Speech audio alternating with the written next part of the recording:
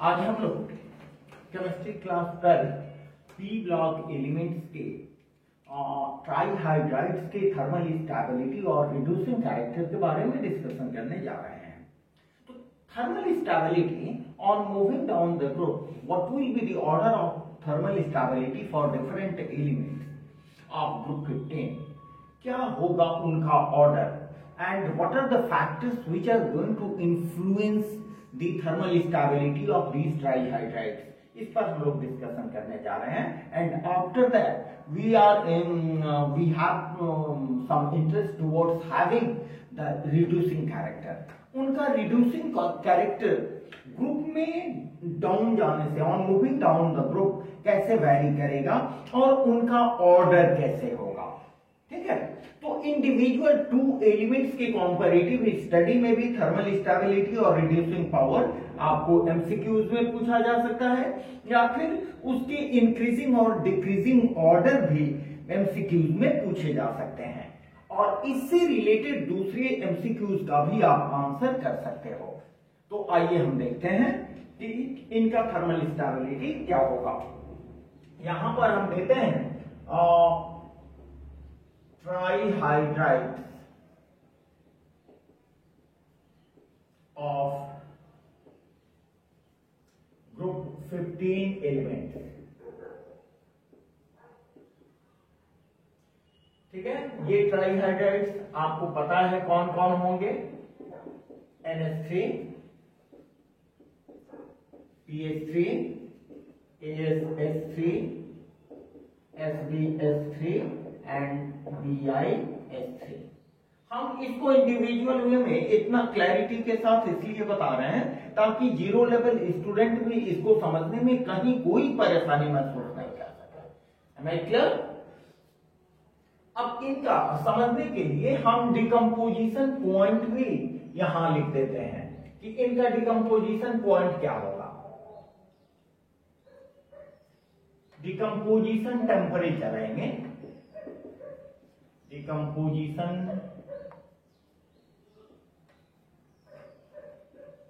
Temperature.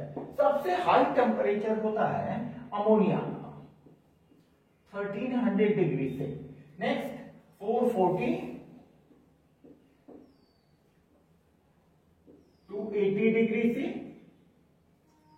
सबसे अधिक ammonia, उसके बाद फॉस्फेट, फिर ASH3, ठीक है 280, और ये रूम टेम्परेचर पर ही डिकम्पोज हो जाता है, जबकि ये हाईली अनस्टेबल होता है। That means on moving down the group, minded हम लोग ये जो ऑब्जर्व कर रहे हैं किसी पीरियड में नहीं बल्कि ग्रुप में, यहां क्लियर कर दें। On moving down the group, बस समझने की क्लैरिटी के लिए हमने इसको हॉरिजॉन्टल वे में लिखा है। ठीक है, किसी ग्रुप में ऊपर से नीचे जाने पर हमें क्या क्या चीजें होती हैं, जैसा कि आप जानते हो ऊपर से नीचे जाने पर सबसे पहले एटॉमिक साइज,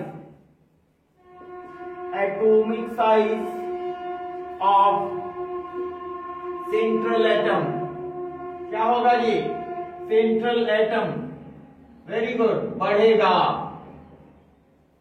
इंक्रीजेस, यही आप लोग सोच रहे थे। जैसे जैसे हम टॉप टू बॉटम जाते हैं वैसे वैसे सेंट्रल एटम का, these are central atom, central atom का एटॉमिक साइज इंक्रीज करता है। सेंट्रल एटम का एटॉमिक साइज इंक्रीज करेगा, इंक्रीज करेगा तो क्या होगा, सेंट्रल एटम और हाइड्रोजन के बीच का बॉन्ड लेंथ इंक्रीज करेगा। ठीक है, तो सेंट्रल एटम के लिए जैसा कि पहले भी हम बता चुके हैं, एक कॉमन लेटर यूज करेंगे E। ठीक है, और सेंट्रल एटम से हाइड्रोजन के बीच के बॉन्डिंग को शो करेंगे हम EH बॉन्ड के द्वारा। E for any central atom and H for hydrogen। EH bond से हम रिप्रेजेंट करेंगे।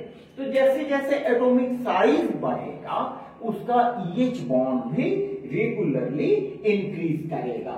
ठीक है, तो सेकेंड पॉइंट में आप लिखो regular increase in EH bond. EH bond regularly increase करेगा, रेगुलरली इंक्रीज करेगा मीन्स बॉन्ड लेंथ बड़ा होता जाएगा, बॉन्ड लेंथ बड़ा होता जाएगा तो बॉन्ड डिसोसिएशन एनर्जी कम होती जाएगी। ठीक है, तो नेक्स्ट में लिखें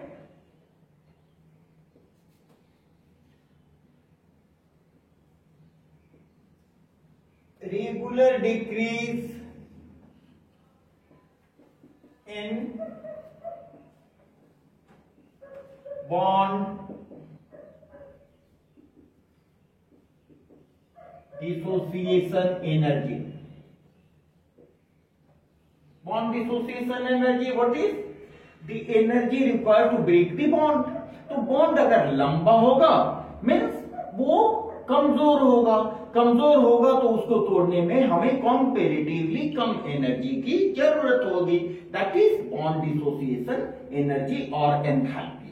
तो बॉन्ड डिसोसिएशन एनर्जी हमारी कम होती जाएगी। ठीक है, तो बॉन्ड डिसोसिएशन एनर्जी हमारी कम होती जाएगी तो हम कम भी हिट देंगे तो वो टूट जाएगा। दैट मीन्स कि थर्मल स्टेबिलिटी, यहां देखें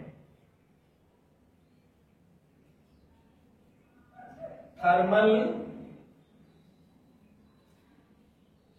स्टेबिलिटी ऑफ ट्राइहाइड्राइड डिक्रीजेस कब on moving down the group. तो आप देख सकते हैं कि बिस्मथ का ट्राइहाइड्राइड अनस्टेबल होता है जबकि एंटीमनी का ट्राइहाइड्राइड रूम टेम्परेचर पर ही टूट जाता है। और यहां से अगर बात करें तो सबसे स्टेबल ट्राइहाइड्राइड होता है नाइट्रोजन का, due to being smaller size of nitrogen atom, and then after we have PH3 and after that ASH3। तो ये डिक्रीज करेगा। ठीक है, तो स्टेबिलिटी, थर्मल स्टेबिलिटी ग्रुप 15 में moving down the group decrease करता है। तो अगर इसका ऑर्डर आपको एमसीक्यूज में आ जाए तो ऑर्डर क्या होगा, सबसे अधिक स्टेबल NH3 होगा and after that this order will be followed. ठीक है, नेक्स्ट में हम आए, अगर रिड्यूसिंग प्रॉपर्टी की बात देखें तो रिड्यूसिंग प्रॉपर्टी किससे डिफाइन होता है, कोई हाइड्राइड्स कितनी आसानी से अपने हाइड्रोजन को रिमूव कर देता है, दूसरे को देने में कैपेबल होता है। तो कितने आसानी से कब देगा, जब उसकी EH बॉन्ड जितना कमजोर होगा वो उतनी आसानी से हाइड्रोजन को रिमूव करेगा, और जितने आसानी से हाइड्रोजन को रिमूव करेगा उसका रिड्यूसिंग प्रॉपर्टी उतनी ही अच्छी होगी। तो थर्मल स्टेबिलिटी जितनी डिक्रीज करेगी, जितना कम थर्मल स्टेबिलिटी होगा, थर्मली वो जितना कम स्टेबल होगा उतना ही बढ़िया वो रिड्यूसिंग एजेंट होगा। ठीक है, तो इसको देखें, इसमें क्या लिखे, इसमें easy removal of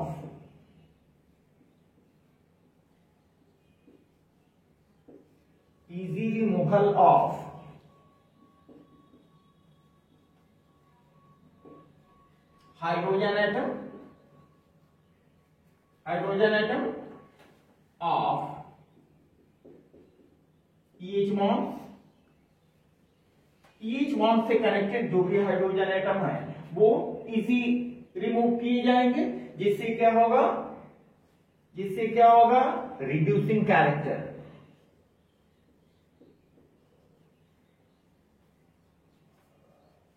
Reducing character of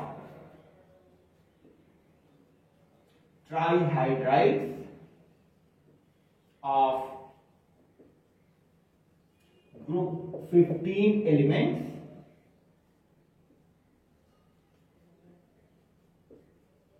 increases on moving down the group. Group में ऊपर से नीचे जाने पर reducing character of trihydrides of group 15 elements increases. Reducing character increase करता है। क्यों इंक्रीज करता है? क्योंकि हाइड्रोजन का इजी रिमूवल पॉसिबल है। इजी रिमूवल पॉसिबल क्यों है? इजी रिमूवल क्यों पॉसिबल है? क्योंकि ट्राईहाइड्राइड्स थर्मली अनस्टेबल होते जाते हैं on moving from top to bottom in group 15। ठीक है, अनस्टेबल क्यों होते जाते हैं? क्योंकि उनका रेगुलर बॉन्ड डिसोसिएशन एनर्जी कम होते जाता है। तो बॉन्ड डिसोसिएशन एनर्जी कम क्यों होगा भाई? इसलिए कम होगा क्योंकि ईच बॉन्ड लेंथ अधिक होते जाता है। Bond length is inversely proportional to bond dissociation energy. और यहां पर देखें कि thermal stability,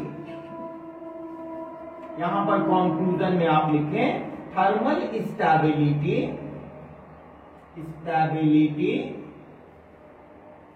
is directly proportional to 1 by reducing character.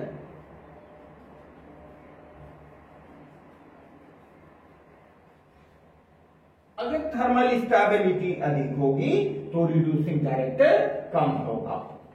ठीक है, मेरी समझ से ये कॉन्सेप्ट आपको बिल्कुल क्लियर होगा।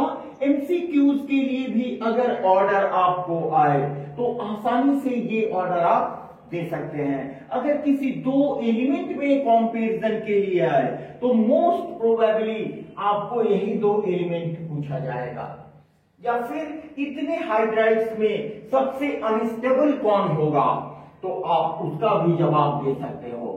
इसलिए मैंने कुल मिला के कंक्लूजन ये है कि इससे रिलेटेड किसी भी एमसीक्यूज का आप आंसर दे सकते हो। ठीक है, तो आपको ये वीडियो कैसा लगा इस पर अपने कमेंट बॉक्स में जरूर हमें लिखें और इस नए चैनल को सब्सक्राइब करें ताकि इस तरह के अच्छे और क्रिएटिव मटेरियल हम आपको दे सकें और इस चैनल के मटेरियल को आप उन स्टूडेंट्स तक पहुंचाएं जो नीडी हैं, जिन्हें जरूरत है। ठीक है, और इसको शेयर करें। आपको पसंद आए तो लाइक जरूर करें, चैनल को सब्सक्राइब जरूर करें ताकि हम आपको और अधिक अच्छे से अच्छे मटेरियल दे सकें। Okay, thanks.